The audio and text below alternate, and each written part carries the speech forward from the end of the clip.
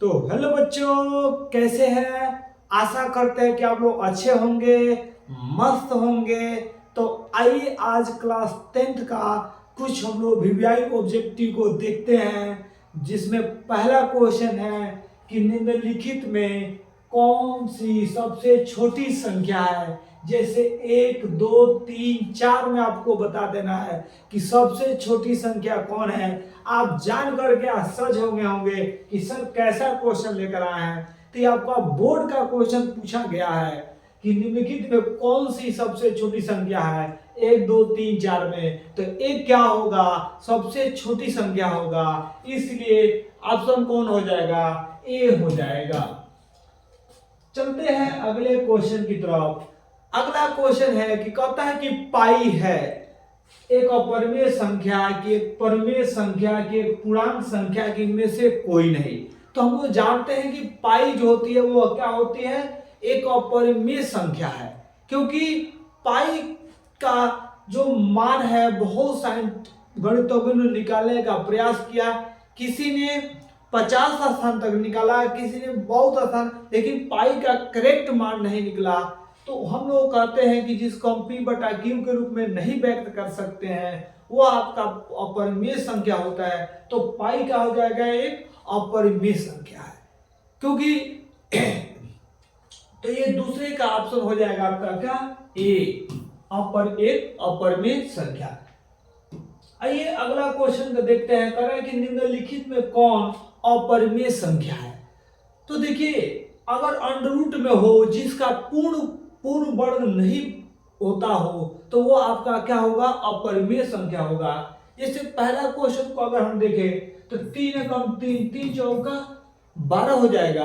तो 1 का तो वर्गमूल 1 हो जाएगा और 4 का वर्गमूल हो जाएगा आपका 2। तो यह तो आपका परिमेय संख्या है। दूसरा क्वेश्चन है कि 2 एकम 2, 2 पचे 10। देखिए 5 का पूर्ण वर्ग नहीं हो पाएगा, 5 किसी का पूर्ण वर्ग नहीं है, तो यह आपका क्या हो जाएगा, अपरिमेय हो जाएगा। 7 बाई 7, तो ये तो आपका परिमेय है। अंडर रूट 2 में अंडर रूट 2 से गुणा करेंगे। हम जानते हैं कि अगर सेम अंडर रूट से सेम गुणा होगा तो अंडर रूट हट जाएगा। तो ये आपका क्या है, 2 है। 2 को हम 2 बटा 1 लिख सकते हैं। तो यह तो आपका परिमेय है। क्वेश्चन पूछा गया है कि कौन अपरिमेय संख्या है। तो आपका बी ऑप्शन क्या हो जाएगा, करेक्ट हो जाएगा, सही हो जाएगा। जो बी है वह आपका अपरिमेय संख्या है, इसलिए तीसरे का आंसर हो जाएगा बी।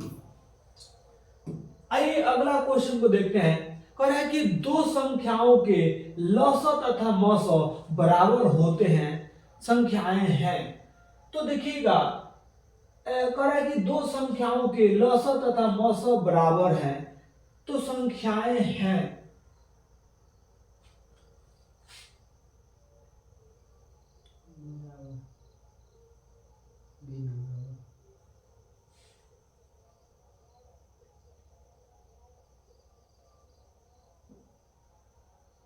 तो देखिएगा, जो 4 नंबर क्वेश्चन है इसमें थोड़ा सा क्वेश्चन गलत हो गया है। क्वेश्चन ऐसे देना चाहिए कि दो संख्याओं का जो गुणनफल होता है, दो संख्याओं का गुणनफल जो होता है वह मसअ और लसअ के गुणनफल के क्या होता है, बराबर होता है। यानी कह सकते हैं कि लसअ गुणे मसअ के बराबर होता है। इसलिए 4 का ऑप्शन हो जाएगा बी हो जाएगा। 4 का ऑप्शन क्या हो जाएगा, बी। यानी इसको सुधार लेंगे आप लोग कि दो संख्याओं के गुणनफल, दो संख्याओं के गुणनफल जो होता है वह किसके, लसअ गुणे मसअ या मसअ गुणे लसअ के बराबर होता है। चलते हैं अगले क्वेश्चन की तरफ। अगला क्वेश्चन कर रहा है कि 0.29 को परिमेय संख्या के रूप में लिखा जाएगा तो क्या होगा। तो देखेंगे, हम लोग जानते हैं छोटे क्लास में 6 क्लास में पढ़ते हैं कि दशमलव को हम लोग परिमेय संख्या के रूप में कैसे बदलते हैं। तो सबसे पहले क्या करते हैं, नंबर को लिख लेंगे। जो ऊपर में नंबर दिया होगा, नंबर दशमलव के लिए नीचे में 1 सटाएंगे। उसके बाद जितना दशमलव के बाद अंक होता है उतना 0 लिख देते हैं। तो ये आपका हो जाएगा 29 बटा क्या हो जाएगा, 100 हो जाएगा। ऑप्शन देखते हैं तो ये देखिएगा, जो बी नंबर होगा वो करेक्ट होगा। 29 बटा क्या हो जाएगा, 100 हो जाएगा। तो 5 का ऑप्शन का हो जाएगा बी हो जाएगा। चलते हैं अगले क्वेश्चन की तरफ। अगला क्वेश्चन कह रहा है कि 1 माइनस साइन स्क्वायर 60 डिग्री का मान आपको बता देना है। तो देखिए 1 और 60 का मान होता है √3/2 का यहाँ स्क्वायर कर देंगे क्योंकि स्क्वायर है। तो ये एक अंडर का वर्ग करेंगे तो अंडर हट जाएगा यानी 3 हो जाएगा। 2 का वर्ग का हो जाएगा 4। अब यहाँ बटा का घटाव करेंगे तो ये 4 कम 4, 4 में से 3 जाएगा तो 4 में से 3 जाएगा तो क्या होगा 1 बटा का हो जाएगा 4। इसमें देखते हैं हाँ ऑप्शन नंबर सी का हो जाएगा करेक्ट हो जाएगा यानी 6 का क्या हो गया सी हो गया। चलते हैं अगले क्वेश्चन की तरफ। निम्नलिखित में किसका दशमलव प्रसार यहां सुधार लेंगे। यहां का दशमलव होगा कह रहा कि निम्नलिखित में किसका दशमलव प्रसार शांत है।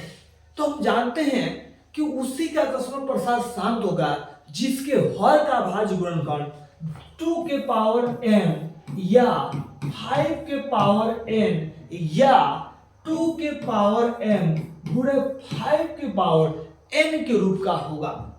तो आते हैं तो यहाँ 40 का हम लोग देखते हैं तो 40 का देखेंगे तो ये 2 दूना 4 माने 20 दूना 40, फिर से 2 दहा में 10, 2 पचे 10 यानी इसका जब 40 का अथी करेंगे तो ये आ जाएगा 2 के पावर 3 और गुणे 5 के पावर 4। तो ये जो है वो किस रूप का है 2 के पावर m गुणे 5 के पावर n के रूप का है। ये 21 है तो 3 गुणे 7 जो आपका 2 के पावर m गुणे 5 के पावर n के रूप का नहीं है तो ये नहीं हो सकता है इसका दशमलव प्रसार। अब देखिएगा 21/196 है तो हम जानते हैं कि 96 का जब हम यदि करेंगे तो ये आएगा 2 गुणे 7 गुणे 7 आएगा यदि 7 आ गया तो ये भी इसका दशमलव प्रसार शांत नहीं हो सकता।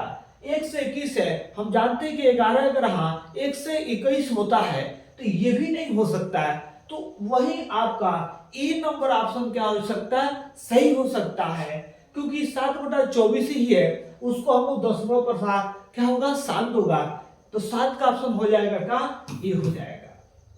देखिए बी नहीं होगा क्योंकि 21 है 21 का गुणनफल करेंगे तो 3 गुणे 7 होगा जो कि 2 के पावर m या 5 के पावर n या 2 के पावर m गुणे 5 के पावर n के रूप का नहीं है। जैसे 196 है तो 196 का जब हम गुणनखंड करेंगे तो ये आएगा 2 गुणे 7 गुणे 7। तो देखिए इसमें क्या होगा कि 2 के पावर के रूप का तो है लेकिन 5 के पावर का रूप मतलब इसके 2 या 5 के अतिरिक्त कोई अन्य नहीं होना चाहिए तो 7 आ गया है इसलिए नहीं होगा। उस पर 1 से 21 की बात करते हैं तो 11 गुणे 11 यानी ये देखिएगा 2 के पावर m या 5 के पावर n या 2 के पावर m गुणे 5 के पावर n के रूप का नहीं है अतः इसका दशमलव प्रसार शांत नहीं हो सकता। 7 का ऑप्शन हो जाएगा ए। चलते हैं अगले क्वेश्चन की तरफ। अगला क्वेश्चन क्या है कि निम्नलिखित में किसका दशमलव प्रसार शांत है। किसका दशमलव प्रसार क्या है शांत है। तो देखिएगा जो 5/8 है उसी का दशमलव प्रसार क्या होगा शांत होगा क्योंकि उसी को हम लोग लिख सकते हैं ये 2 के घात 3।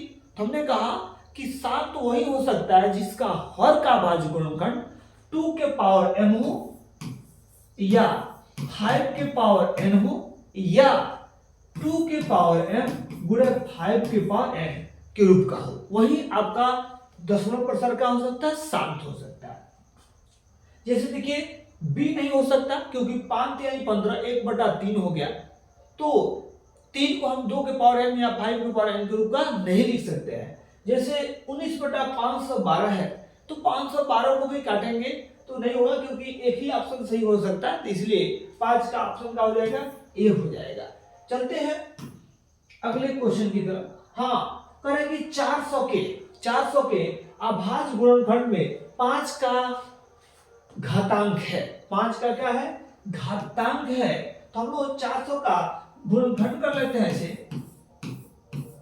देखिए 2 से काटेंगे तो ये कितना हो जाएगा 200 और फिर से 2 से काटेंगे तो 100 हो जाएगा, फिर से 2 से काटेंगे तो 50 हो जाएगा, 2 से काटेंगे तो 25 हो जाएगा और फिर से 5 से काटेंगे तो आपसे इतना ही पूछा गया है कि 400 के अभाज्य गुणनखंड में 5 का घातांक है। तो 5 का घातांक कितना हो जाएगा? एक 2 हो जाएगा। क्या हो जाएगा?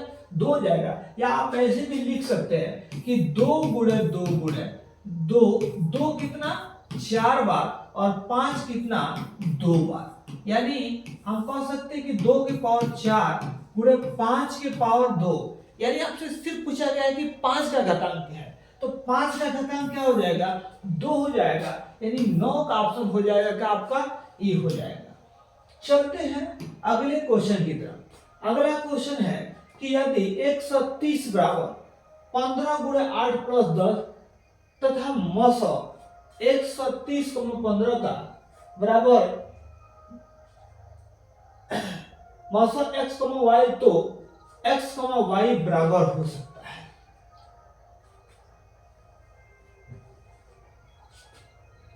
अब इसमें आपको पैटर्न को देख करके बनाना है।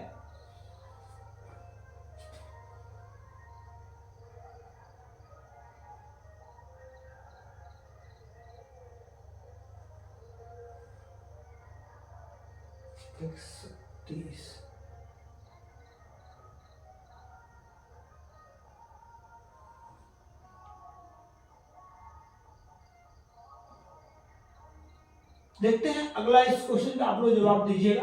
अगला क्वेश्चन देखते हैं, कहता है कि 125 का परिमेयकारी गुणांक है। ये क्लास 9 का क्वेश्चन है और हम लोग देखते हैं 9th क्लास में पढ़ते थे कि 125 का परिमेयकारी गुणांक है, तो हम लोग क्या करते हैं, पहले 125 का यदि कर लेंगे यहाँ, तो 125 का जब यदि करेंगे तो ये आएगा 5 गुणे 5 गुणे 5 आएगा और इसका जोड़ा बैठ गया, तो हम इसको लिख सकते हैं 5 गुणे 5 अंडर 5 लिख सकते हैं। तो हमें पूछा गया है कि 125 का परिमेयकारी गुणांक होगा, तो ये क्या हो जाएगा? √5 हो जाएगा। क्या हो जाएगा? √5, यानी 11 का ऑप्शन क्या हो जाएगा? सी हो जाएगा। चलते हैं अगले क्वेश्चन की तरफ। निम्नलिखित में कौन सा युग्म सअभाज्य है? निम्नलिखित में कौन सा युग्म क्या है? सअभाज्य है। हम लोग जानते हैं कि सअभाज्य संख्या किसको कहते हैं, कि वैसी दो संख्याएं जिनका एचसीएफ यानी मौसा क्या हो, 1 हो, 1 हो, तो उसे हम लोग क्या कहते हैं? सअभाज्य संख्या कहते हैं। तो इसमें चेक करेंगे कि किसका अभाज्य जो है मौसा 1 आ रहा है। तो जैसे अगर 9 16 की बात करते हैं तो देखिए 9 हम 16 में 9 से भाग देंगे तो 9 एकम 9, यहां भाग दिए तो 9 7 16 7 हुआ। फिर से हम मौसा निकालते हैं तो 7 एकम 7, यहां घटा देंगे तो ये हो जाएगा 2, फिर से 7 में भाग देंगे तो 2 तिहाई 6 हो गया। यानी देखिए फिर से यहां 2 को लिखेंगे तो 1 दूना 2, यानी अगर हम मौसा की बात करें तो इसका मौसा क्या हो जाएगा? 1 हो जाएगा। यानी 9 और 16 का मौसा क्या होगा? 1 होगा। तो यही क्या होगा? आपका सअभाज्य संख्या है। सअभाज्य संख्या है। देखिए इसका नहीं होगा क्योंकि इसका तो मौसा 15 और 20 का मौसा 5 हो जाएगा। इसका मौसा कितना हो जाएगा? 5 हो जाएगा, तो इसलिए ये नहीं हो सकता। इसका मौसा आपका 1 होगा। इसका मौसा अगर हम निकालते हैं तो हम जानते हैं कि 21 चौका 84 होता है। 21 चौका 84 होगा, तो इसका मौसा होगा आपका क्या होगा? 4 होगा। ठीक है, और 13 पचे 65, यानी इसका अगर मौसा की हम बात करें तो इसका मौसा आएगा क्या? सॉरी 13 आएगा। क्या आएगा? 13 आएगा।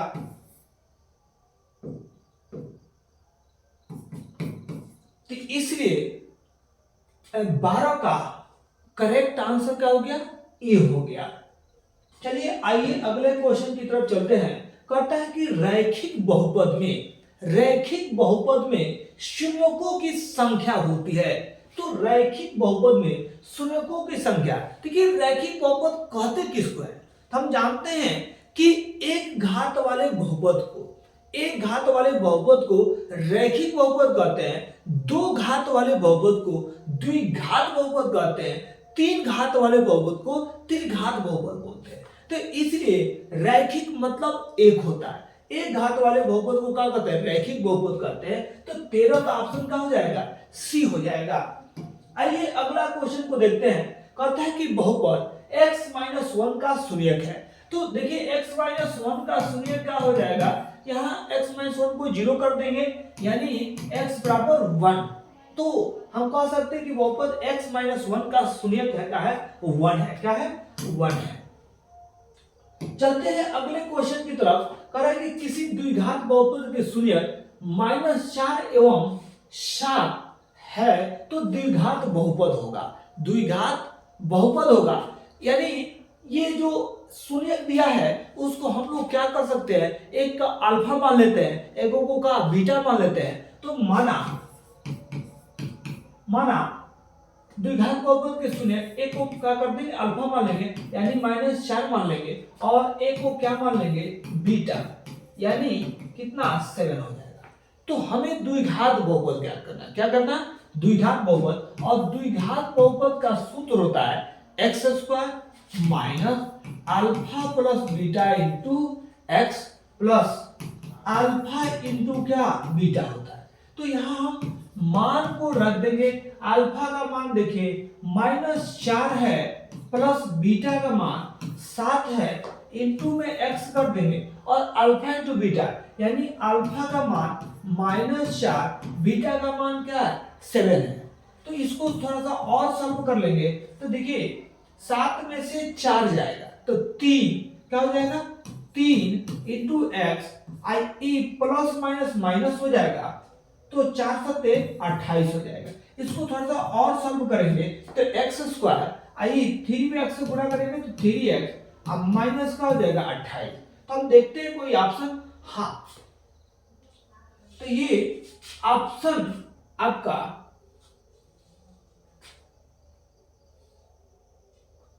तो यहां थोड़ा सा ये क्वेश्चन टाइपिंग करने में गड़बड़ हुआ है। जो बी ऑप्शन है उसमें यहां 3 की जगह पर क्या कर लेंगे, माइनस कर लेंगे, ठीक है। तो यानी 15 का ऑप्शन का हो जाएगा, बी हो जाएगा। चलते हैं अगले क्वेश्चन की तरफ। अगला क्वेश्चन कह रहा है कि एक द्विघात बहुपद के शून्यकों का योग तथा गुणनफल क्रमशः 5 तथा 6 है तो द्विघात बहुपद होगा। तो देखिएगा शून्यकों का योग को हम अल्फा प्लस बीटा से क्या करते हैं, डिनोट करते हैं। तो अल्फा प्लस बीटा का मान दिया है 5, और गुणनफल अल्फा इंटू बीटा बराबर 6 है। तो कहा गया है कि द्विघात बहुपद होगा। तो द्विघात बहुपद का सूत्र होता है x² minus alpha plus beta into x plus alpha into क्या होता है, बीटा होता है। तो यहाँ x² अल्फा प्लस बीटा का मान 5 है, into x, alpha into beta का मान 6 है। इसको और सम कर देंगे तो x², देखो ये माइनस से प्लस है, तो माइनस से प्लस में गुणा करेंगे तो -5x, अब प्लस क्या हो जाएगा 6। तो देखते हैं कि जो ऑप्शन नंबर बी है वो क्या है, करेक्ट है। तो यानी 16 का ऑप्शन हो जाएगा बी। चलते हैं अगले क्वेश्चन की तरफ। कहता है कि यदि बहुपद y² माइनस 6y प्लस 8 के शून्यक अल्फा एवं बीटा है, तो कहता है कि अल्फा, हाँ, अल्फा इंटू बीटा का मान होगा। यानी हमें पूछा गया है कि शून्यकों का गुणनफल। तो हम लोग जानते हैं कि शून्यकों का जो गुणनफल होता है वो फॉर्मूला होता है c/a होता है। अगर योग पूछा गया होता तो शून्यकों का योग का फॉर्मूला होता है अल्फा प्लस बीटा बराबर का -b/a होता है। तो यहाँ हम जब इसको तुलना करेंगे तो ये a का मान यहाँ 1 हो जाएगा, b का मान -6 हो जाएगा, और c का मान क्या हो जाएगा, 8 हो जाएगा। तो यहाँ c का मान 8 होगा और a का मान 1 होगा। 8 में 1 से भाग देंगे तो क्या हो जाएगा, 8 हो जाएगा। यानी अल्फा इंटू बीटा का मान शून्यकों का गुणनफल हो जाएगा 8 हो जाएगा। तो देखते हैं ए नंबर क्या होगा, आपका करेक्ट होगा, यानी 17 का ऑप्शन का हो गया, ए हो गया। आइए अगले क्वेश्चन की तरफ बढ़ते हैं। कहते हैं कि बहुपद एफ एक्स बराबर 3x² माइनस 7x प्लस 2, तो एफ ऑफ -1 का मान है। तो हम क्या कर देंगे, एफ एक्स के जगह मानी एक्स के जगह पर -1 रख देंगे। तो रखिए आप लोग भी, देखिए तो यहाँ 3 गुणे -1 का स्क्वायर, यहाँ 7 गुणे -1 प्लस का 2, इसको सॉल्व करते हैं तो 3 -1 का वर्ग करेंगे, तो -1 का वर्ग करेंगे तो वो +1 हो जाएगा, क्योंकि हम जानते हैं कि माइनस का पावर अगर सम होगा तो मान प्लस में होता है, और ये माइनस माइनस का हो जाएगा प्लस, तो 7 एकम 7 हो जाएगा प्लस 2, यानी 3 एकम 3 प्लस 7 प्लस 2, यानी 7 और 3 10, 10 2 का हो जाएगा 12 हो जाएगा, यानी 18 का ऑप्शन हो जाएगा का बी, 12 हो जाएगा। आइए अगले क्वेश्चन की तरफ बढ़ते हैं। कहता है कि ये बहुत अच्छा क्वेश्चन है, बिहार बोर्ड में इस क्वेश्चन को कई बार पूछा गया है कि x² - 3 शून्यक है, इसका शून्यक है, बहुपद इतना कहता है शून्यक है। तो देखिएगा इसको हम दो तरीके से बना सकते हैं कि मान लेंगे कि माना x² - 3 बराबर का 0, अगर शून्य ज्ञात करना है तो बहुपद को 0 के बराबर मान लेते हैं, और x² की माइनस में है, इधर जाएंगे तो प्लस हो जाएंगे, तो x² बराबर 3 हो जाएगा, स्क्वायर हटाएंगे तो अंडर लग जाएगा, तो यहाँ √3 आगे प्लस माइनस का चिन्ह दे देंगे, यानी हम कह सकते हैं कि एक +3 हो जाएगा, एक का हो जाएगा -3 हो जाएगा। ठीक, एक चलिए एक और भी तरीका है इसको हल करने का कि x² - 3 है, तो इसको हम 0 के या इतना है, तो देखिए इसको x का स्क्वायर लिख देंगे, और 3 है तो √3 का स्क्वायर लिख सकते हैं, क्योंकि हम जानते हैं कि √3 का वर्ग करेंगे तो √3 का वर्ग करेंगे तो 3 हो जाएगा। तो अब ये चला गया x² - a² पे चला गया, तो x² बने a² - b² पे चला गया, तो हम जानते हैं कि a² - b² का फॉर्मूला होता है a + b होता है, तो यहाँ x + √3 हो जाएगा, और एक हो जाएगा x - √3 माने a - b होता है। आज शून्य ज्ञात करना है तो ये दोनों को 0 के बराबर कर लेंगे, तो x + √3 को 0 के बराबर कर लेंगे, और x - √3 को 0 के बराबर कर लेंगे, तो x बराबर एक हो जाएगा -√3 हो जाएगा, और एक x बराबर √3 हो जाएगा। तो हमें ऑप्शन देख लेना है, तो देखिए b का हो जाएगा करेक्ट हो जाएगा, एगो √3 प्लस का हो जाएगा, एगो -√3 हो जाएगा, तो यानी 19 का ऑप्शन का हो जाएगा बी हो जाएगा। आइए करें कि निम्न में से कौन 6x - 2y बराबर 0 तथा 10x + 2y बराबर 32 का हल है। तो हम क्या करते हैं, मान को रख देते हैं, मान को क्या करते हैं रख देंगे, जिस पर ये इक्वेशन संतुष्ट हो जाएगा वो हल होगा। तो आइए देखते हैं, क्योंकि हमें हल पूछा गया।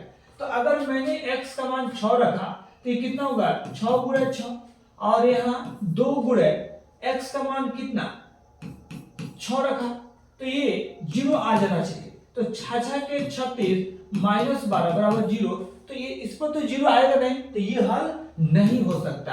अब आते हैं इसको देखते हैं, तो यहाँ x का मान हम रखते हैं, तो 6 × 2 -2 × 6 हमको 0 लाना है, तो देखिए 6 × 12 -12 बराबर का 0, तो 0 बराबर 0, तो यही हल होगा। हम ऐसे रख करके मान को चेक कर लेंगे, अगर ये बराबर के इक्वल आ गया तो समझ जाएंगे हल है। फिर से एक बार बता देना चाहते हैं आपको, देखिए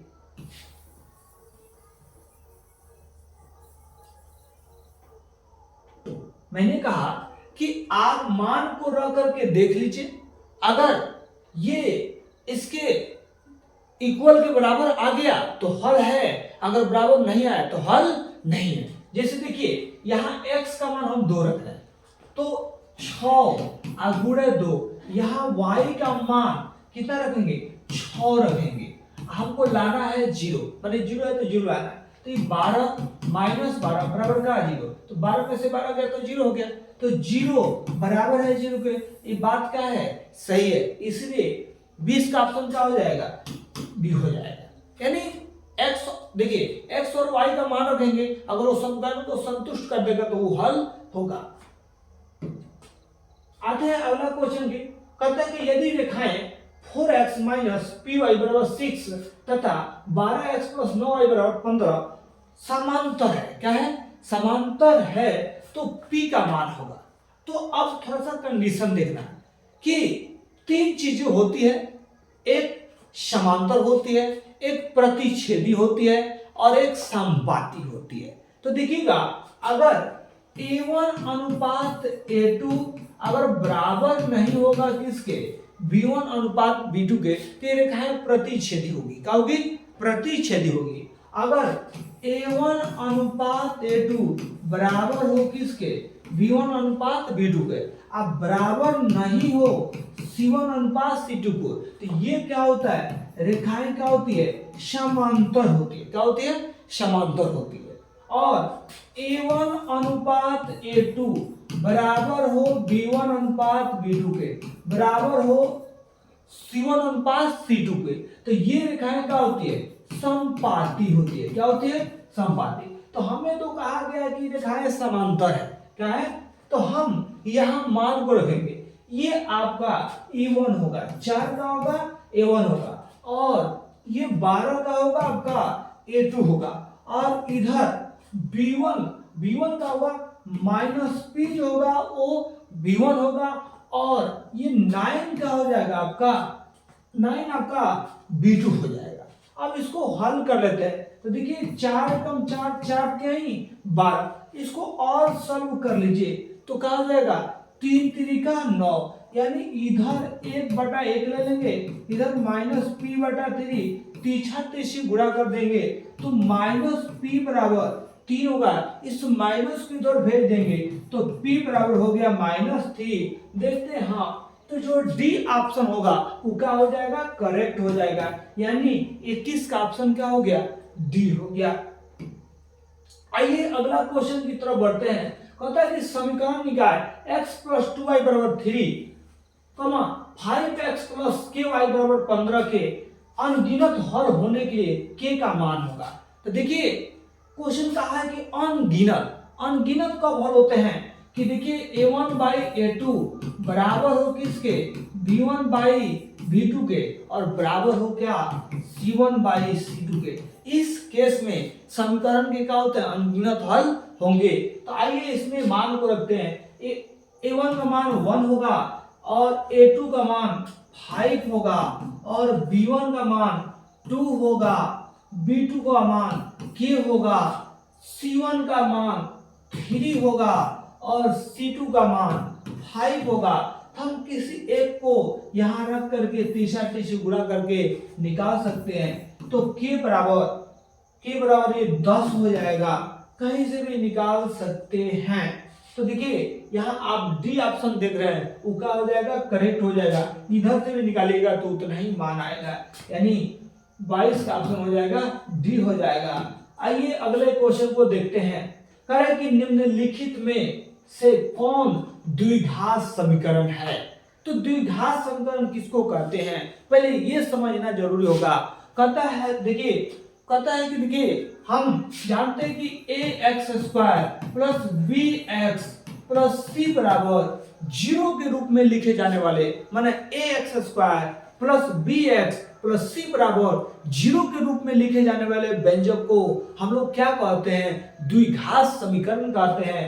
तो हम लोग देख लेते हैं कि देखिए ये आपका नहीं हो सकता, क्योंकि जब इसको आप ऐसे कीजिएगा, सब दीजिएगा, तो ये आएगा x² -4 आएगा, बराबर इधर में x² -4 का क्यूब दिया है, तो ये x² से x² कट जाएगा, यानी ये क्वाड्रेटिक नहीं हो सकता।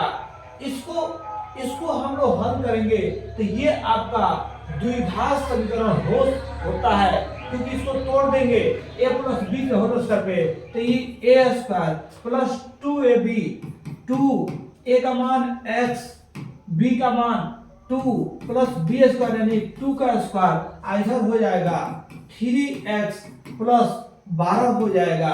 तो इसको सॉल्व करेंगे तो x स्क्वायर यानी 4x हो जाएगा प्लस 4 इधर 3x प्लस 12 हो जाएगा। इसको इधर ला लीजिए तो x square plus 4x plus 4 minus 3x minus 12 बराबर 0 हो जाएगा। तो x स्क्वायर 4x में से 3x जाएगा तो x हो जाएगा, 4 में से 12 जाएगा माइनस 8। तो देखिए यह ax square plus bx plus c बराबर 0 के रूप का है।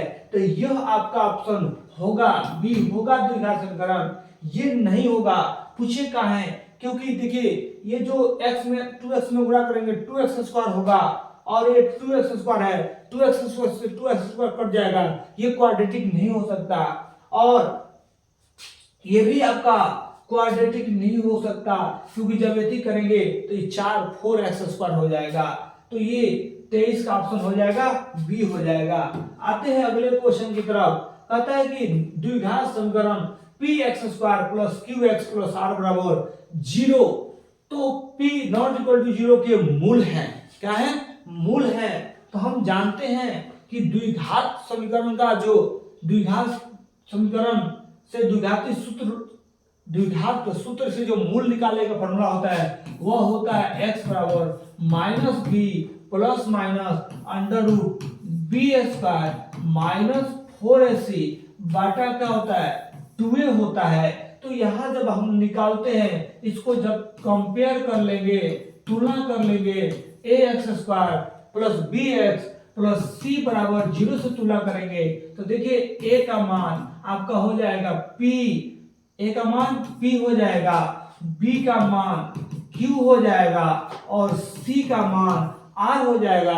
और इस मान में जब रखेंगे तो देखिएगा ये हो जाएगा माइनस q हो जाएगा plus minus under root b की जब q रख देंगे तो q का स्क्वायर हो जाएगा माइनस 4, a का मान p होगा और c का मान r होगा बटा 2 a का मान के रूप में p होगा।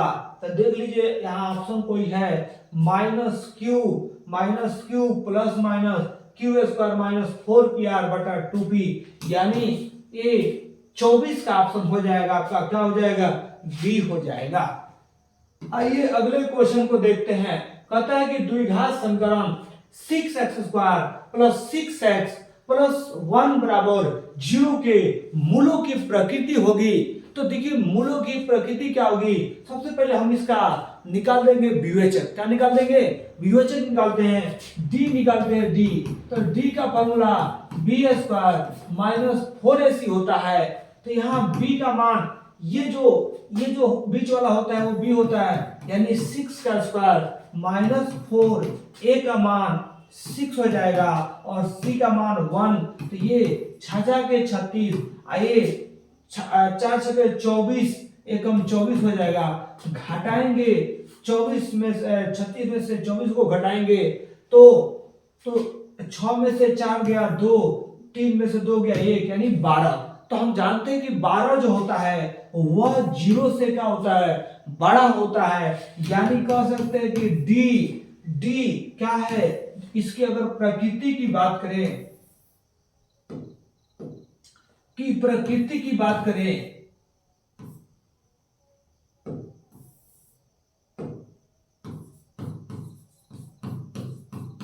की बात करें तो ये यानी d ग्रेटर देन है 0 से, d 0 से क्या है, बड़ा है। तो अगर d 0 से बड़ा होगा तो मूल की जो प्रकृति होती है वास्तविक होगा। क्या होगा, वास्तविक होगा और क्या होगा, असमान होगा। थोड़ा सा मैं आपको यहाँ डिस्कशन कर देना चाहता हूं कि अगर d का मान अगर 0 से बड़ा होगा, 0 से क्या होगा, बड़ा होगा, 0 से बड़ा होगा तो मूल वास्तविक और समान होंगे।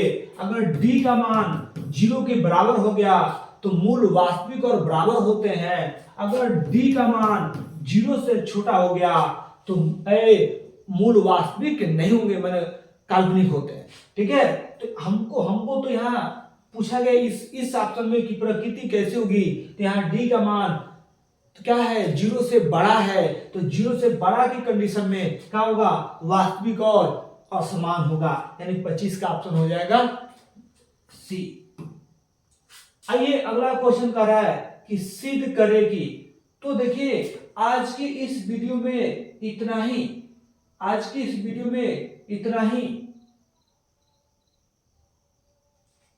और नेक्स्ट वीडियो में हम लोग एक नए चैप्टर से ऑब्जेक्टिव लेकर आएंगे। तो आज का वीडियो आप लोगों को कैसे लगा हमें जरूर कमेंट करके बताइएगा, और अपने दोस्तों में शेयर जरूर कीजिएगा। अगर चैनल पर नए हैं तो चैनल को सब्सक्राइब करना ना भूलिएगा।